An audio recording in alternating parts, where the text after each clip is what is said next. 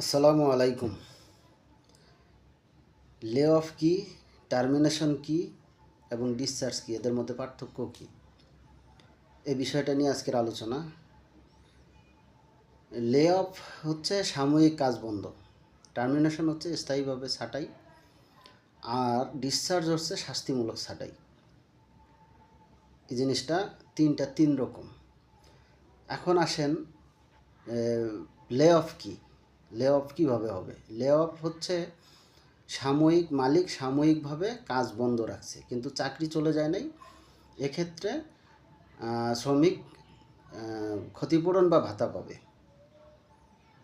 আবার যখন কাজ শুরু হবে তখন স্বাভাবিকভাবে চাকরির নিয়মে চাকরি থাকবে। এটা হচ্ছে লে অফ।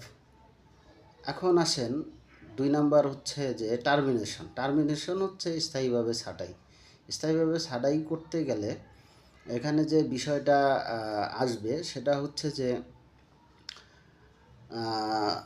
মানে টার্মিনেশন কি, মানে তোমার দরকার নাই, তুমি চলে যাও, এটাই হচ্ছে টার্মিনেশন।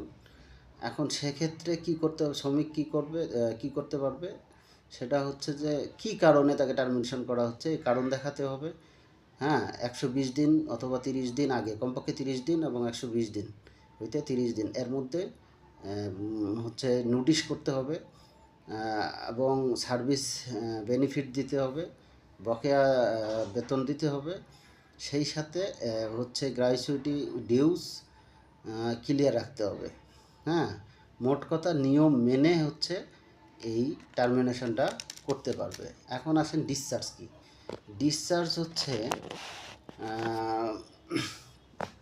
শাস্তিমূলক ব্যবস্থা। হ্যাঁ, শাস্তিমূলক ব্যবস্থা। এখন শাস্তিমূলক কি, এক্ষেত্রে অসৎ আচরণ বা কি হলো যে ওই যে কাজের অযোগ্যতা, তারপরে হচ্ছে নিয়ম ভঙ্গ করছে, বিভিন্ন কারণে হইতে পারে শাস্তিমূলক ব্যবস্থা। এক্ষেত্রে আইন কি বলে? আইন বলে তার বিরুদ্ধে তদন্ত থাকতে হবে, তাকে আত্মপক্ষ সমর্থনের সুযোগ দিতে হবে, এবং প্রমাণিত হলে ডিসচার্জ করা যাবে। সেক্ষেত্রে শ্রমিক হচ্ছে কিছু সুযোগ সুবিধা থেকে বঞ্চিত হবেন, কিন্তু বকেয়া বেতন এবং ওভারটাইম থাকলে সেটা পাবেন। শেষ কথা হচ্ছে, অন্যায় লে অফ হলে, বিনা কারণে ছাঁটাই হলে বা ডিসচার্জ হলে চুপ করে থাকবেন না, আইন জানুন, প্রতিবাদ করুন, অধিকার আদায় করুন।